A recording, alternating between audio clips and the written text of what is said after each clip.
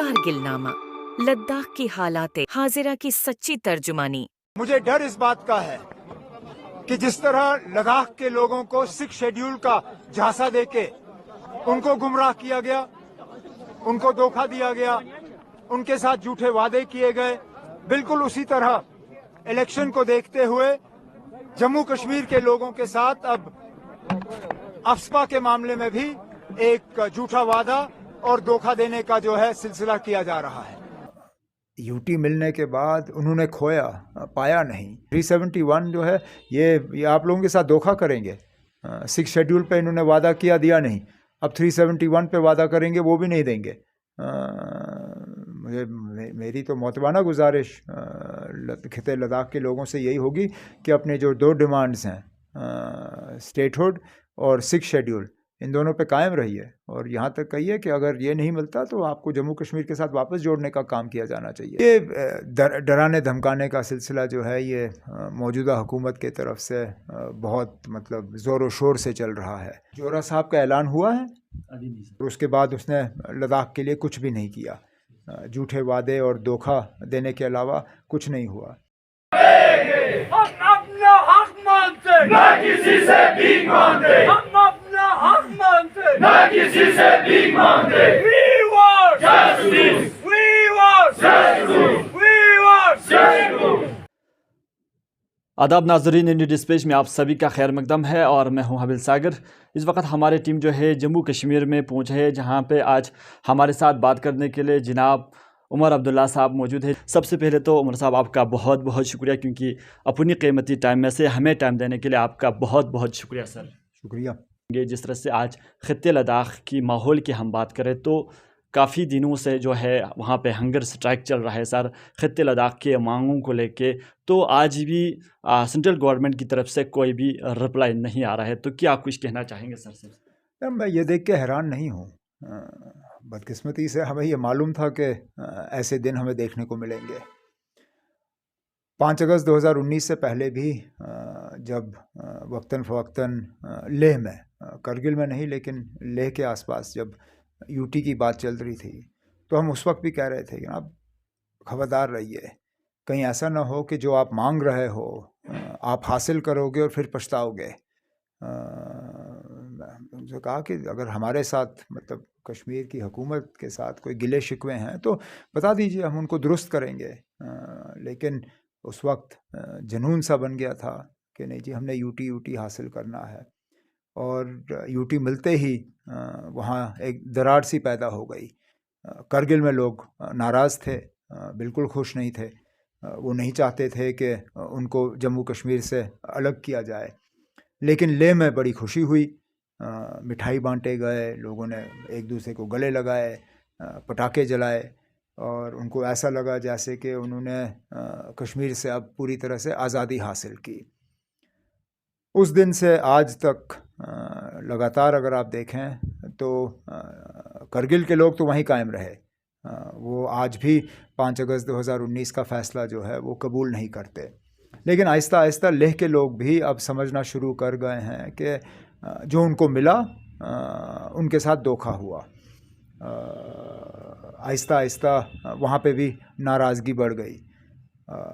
आपको, मुझे अच्छी तरह से याद है, आपको भी याद होगा, जब लेह में हिल काउंसिल के इलेक्शन होने थे, उस वक्त पहले बॉयकॉट का ऐलान हुआ था और ये कहा गया था कि लोग वहाँ सोशल बॉयकॉट करेंगे और इलेक्शन में हिस्सा नहीं लेंगे।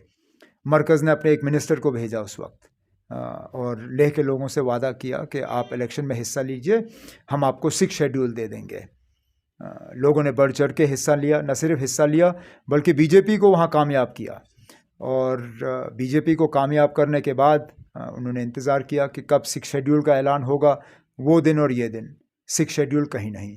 और अब तो यहाँ तक कि जैसे आपने खुद कहा, भूख हड़ताल, और वो भी 21 दिन के बाद उनको जूस का गिलास दिया गया और उन्होंने अपना हड़ताल जो है, अपना भूख हड़ताल जो है वो तोड़ा।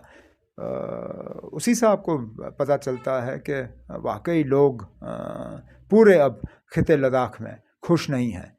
वो परेशान हैं ज़मीन के मामले में, अपने रोज़गार के मामले में, अपने कल्चरल आइडेंटिटी के मामले में, अपनी पहचान शनाख्त, इन सब चीज़ों को लेके वहाँ एक परेशानी बनी हुई है। और मरकज़ तस से मस नहीं, वो इस परेशानी को दूर करने के लिए कुछ भी देने के लिए या कहने के लिए तैयार नहीं है।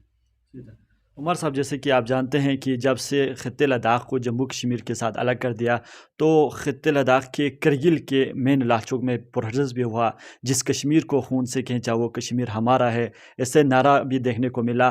तो वाकई में करगिल के लोग, ख़ित्ते लद्दाख के लोग जो है आज यूटी में खुशी नहीं थे, तो क्या कुछ कहना चाहेंगे इसमें? खुश कैसे होंगे? यूटी मिलने के बाद उन्होंने खोया, पाया नहीं। उनकी अपनी हुकूमत चली गई, उनके एमएलए होते थे, एमएलसी होते थे, उनके मिनिस्टर होते थे।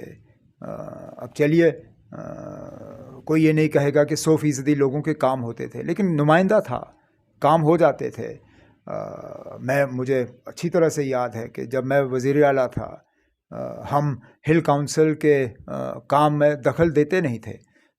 हिल काउंसिल के जो चेयरमैन थे, जो सीईसी थे, ईसी थे, उनको खुली छूट दी जाती थी और हमारे तरफ से मुकम्मल कोशिश की जाती थी कि जहाँ जहाँ वो बजटरी सपोर्ट हमसे मांगा करते थे, जहाँ पे उनको पैसों की ज़रूरत होती थी, हम जितना हम दे सकते थे हम देने की कोशिश करते थे। आज चाहे करगिल हो, चाहे लेह हो, हमारे जो सीईसीज़ हैं, ईसीज़ हैं, वो परेशान हैं। उनके काम में रुकावटें डाली जा रही हैं। लेफ्टिनेंट गवर्नर और उनकी हुकूमत जो है वो उनके ऊपर बैठ के उन्हें काम करने की जो है वो जो उनको स्पेस मिलना चाहिए वो स्पेस उनको दिया नहीं जा रहा है, और बजट में भी उन्हें सताया जा रहा है, तंग किया जा रहा है। तो डेवलपमेंट के लिहाज से भी वहाँ लोग परेशान हैं। फिर जैसे मैंने आपसे कहा, आइडेंटिटी, लोगों को ये खदशात हैं कि बाहर से लोगों को लाके वहाँ बसाया जाएगा। मुझे अच्छी तरह से याद है 5 अगस्त 2019 के बाद सबसे पहले अगर मीडिया में रिपोर्ट आए कि लोग वहाँ ज़मीन खरीद रहे हैं, मकान बना रहे हैं, वो लेह से रिपोर्टें आईं। तो जाहिर सी बात है लोग वहाँ परेशान हैं अपने कल्चर को लेके, अपनी आइडेंटिटी को लेके, और वो चाहते हैं कि किसी तरह का बचाव हो। आगे जाके किस तरह के हालात बनेंगे वो कह नहीं सकते हम। 21 दिन का हंगर स्ट्राइक भी देखाएगा, तो इस वक्त जो है किसी भी मेन स्ट्रीम मीडिया ने उसको दिखाने की कोशिश नहीं किया, तो क्या लगता है आपको? हमें आदत है इन चीज़ों की, हमें नज़रअंदाज किया जाता है, हमारे जज्बात जो हैं उनसे खेला जाता है, हमारी जो तकलीफ़ें हैं उनको छुपाया जाता है। मैं इस बात से हैरान बिल्कुल नहीं हूँ कि लेह के और ख़ित्ते लद्दाख के जो प्रोटेस्ट्स हैं उनको दबाया जा रहा है, उनको दिखाया नहीं जा रहा है, क्योंकि गवर्नमेंट ऑफ इंडिया की तरफ से, चाहे वो वज़ीर आज़म हो, वज़ीर दाखिला हो, जो भी हो, एक मुकम्मल कोशिश की जा रही है कि वो दुनिया को बताएं कि सब खुश हैं, कि 5 अगस्त 2019 के बाद लोग मतलब इतने खुश हैं कि उनकी खुशियों का कोई अंदाज़ा ही नहीं किया जा सकता। लेकिन हकीकत हम जानते हैं, लोग खुश नहीं हैं।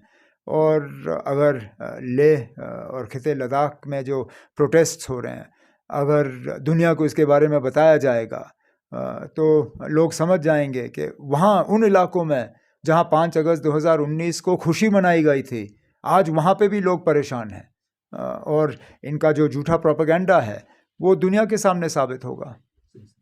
तो उमर साहब, जैसे कि जम्मू कश्मीर से जब आर्टिकल 370 को और 35 को हटाया, तो यहाँ पे ख़ित्ते लद्दाख को लेके कुछ ये भी आ रहे हैं कि 371 आर्टिकल जो है वहाँ पे लागू किया जा सकता है, तो क्या लगता है आपको? अगर 371 लागू किया जा सकता है तो 370 लेने की क्या ज़रूरत थी? फिर 370 छोड़ देते। अगर आपका ये कहना था कि हम जम्मू कश्मीर को मुल्क के बाकी हिस्सों के साथ जो है बराबरी पे लाना चाहते हैं, तो फिर 371 का सवाल ही पैदा नहीं होता। लेकिन अगर बचाव करना है तो फिर 371 हम सबका हक बनता है। उसमें ख़ित्ता लद्दाख भी है, जम्मू कश्मीर भी है, क्योंकि आपने 370 खोया, हमने भी 370 खोया। अगर 370 के बरक्स हमें फ़िलहाल 370 नहीं मिलता, जिसको हासिल करने के लिए हम अपनी जिद्दोजहद और लड़ाई जो है हम जारी रखेंगे। फ़िलहाल अगर 370 ना मिलने पे ये 371 पे बात करने के लिए तैयार हैं, दे दें।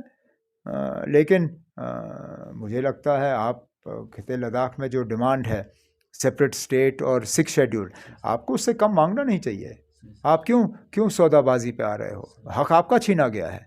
आप 6 शेड्यूल पे डट के रहिए। ये 371 जो है ये आप लोगों के साथ धोखा करेंगे। 6 शेड्यूल पे इन्होंने वादा किया, दिया नहीं। अब 371 पे वादा करेंगे, वो भी नहीं देंगे।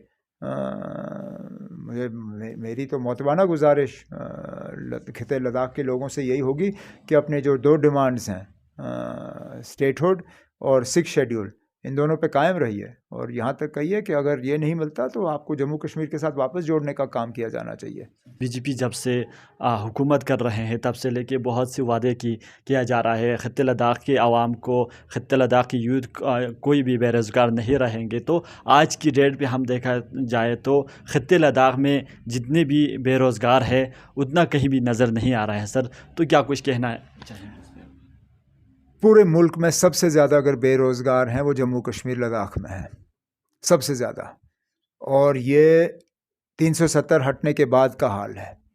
हमें तो उस वक्त कहा गया था कि 370 जो है वो हमारे नौजवानों को रोज़गार मिलने में रुकावट है, और 370 हटते ही यहाँ के नौजवान जो हैं वो रोज़गार के ऑर्डर पाना शुरू करेंगे। वो दिन और ये दिन, कहाँ है वो रोज़गार के ऑर्डर, कहाँ है वो मुलाजमत?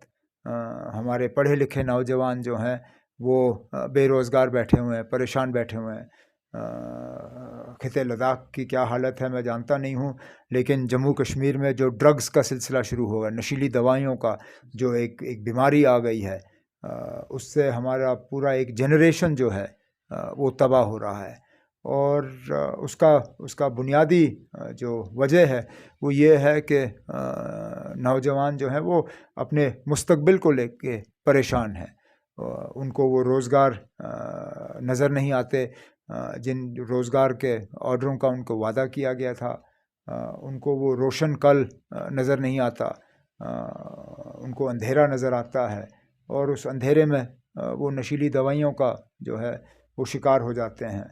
और बड़े अफसोस की बात है, ये झूठे वादे इतने हमारे साथ हुए हैं कि अगर उनको हम गिनने का काम करें तो गिनते गिनते थक जाएंगे, लेकिन हम उस लिस्ट के ख़ात्मे तक पहुंचेंगे नहीं। तो जिस तरह से सर खित्ते लद्दाख की डिमांड को लेके, मांग को लेके आज पूरे पब्लिक के साथ साथ जितने भी यूथ्स हैं वो भी सामने आ रहे थे, तो कुछ स्टूडेंट जो है कुछ ही दिनों में पोस्ट में सिलेक्शन हुआ तो उनको भी धमकाया गया कि वहाँ से धमकी दिया गया कि आप लोग अगर इस प्रोटेस्ट में शामिल होते हैं तो आपको इससे रीज़न देना पड़ेगा। तो क्या कुछ लगता है इससे आपको? ये डराने धमकाने का सिलसिला जो है ये मौजूदा हुकूमत के तरफ से बहुत मतलब ज़ोर व शोर से चल रहा है।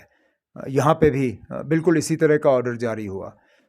यहाँ सरकारी मुलाजमों को कहा गया कि वो हुकूमत की मुखालफत नहीं कर सकते। प्रोटेस्ट तो छोड़िए, वो तो बंद कमरे में बैठ के हुकूमत की मुखालफत नहीं कर सकते। यहाँ तक कि जो उनके रिश्तेदार हैं, बेशक वो सरकारी मुलाजिम ना होते हुए भी वो भी हुकूमत की मुखालफत नहीं कर सकते। तो एक तरफ से तो हम कहते हैं कि हम एक जमहूरियत हैं, और जमहूरियत में राइट टू फ्री स्पीच ये हमारे आइन में जो है हक है बोलने का, लेकिन ये हक जो है हमें इस हक से महरूम रखा जा रहा है। पार्लियामेंट्री इलेक्शन भी नज़दीक है सर, खासकर जो है खित्ते लद्दाख से नेशनल कांग्रेस की तरफ से रिगजिन जोरा साहब को वहाँ पे मैंडेट दिया गया, तो एनसी की तरफ से उनको नहीं दिख रहा है। जोरा साहब का ऐलान हुआ है? अभी नहीं हुआ ना, तो वही फ़िलहाल इस पे बातचीत चल रही है। देखिए जैसा भी हो, उम्मीदवार इंडिया अलायंस का जीत जाना चाहिए। अब इसमें लेह के लोग और करगिल के लोग जहाँ तक हो सके उनको मिल बैठ के कोई ऐसा फ़ैसला लेना चाहिए जिससे कि इस इलेक्शन में बीजेपी जो है वो कामयाब ना हो पाए। आपको याद होगा 2019 में बदकिस्मती से मैंडेट देते वक्त कुछ ऐसा गड़बड़ हुआ कि वोटों का बंटवारा हुआ और बीजेपी के उम्मीदवार ने जाके सीट जीत ली, और उसके बाद उसने लद्दाख के लिए कुछ भी नहीं किया। झूठे वादे और धोखा देने के अलावा कुछ नहीं हुआ। इस बार भी मेरी कांग्रेस पार्टी से मोतबाना गुजारिश होगी कि जो वहाँ पे अम्ब्रेला ऑर्गेनाइजेशन है, जहाँ सब मिल बैठ के आज लद्दाख के लिए बात कर रहे हैं, खिते लद्दाख के लिए, उनसे मशवरा करके मैंडेट का फ़ैसला होना चाहिए, ताकि बीजेपी जो है इस इलेक्शन में कामयाब ना हो पाए। तो पार्लियामेंट्री इलेक्शन नज़दीक है सर, खत्ते लद्दाख के आवाम को क्या मैसेज, क्या पैगाम रहेंगे सर? सिर्फ इतना ही कि अपने वोट का ख्याल रखिए और अपने वोट का सही इस्तेमाल करिए और नुमाइंदा वो चुनिए जो कि दिल्ली जाके आपके हकूक़ के लिए लड़े। मेहरबानी करके अपने वोटों का बंटवारा ना होने दें और बीजेपी को वहाँ कामयाब ना होने दें। बहुत बहुत शुक्रिया सर आपका। शुक्रिया। तो इस वक्त हमारे साथ बात कर रहे थे जनाब उमर अब्दुल्ला साहब, खत्ते लद्दाख के जिस तरह की अभी माहौल देखने को मिल रहा है उसको लेके बात कर रहे थे और आने वाले पार्लियामेंट्री इलेक्शन के बारे में आप तक रिपोर्ट पहुंचाने की कोशिश कर रहे थे। आप बने रहे हमारे साथ। कारगिल नामा, लद्दाख की हालातें, हाजिरा की सच्ची तर्जुमानी।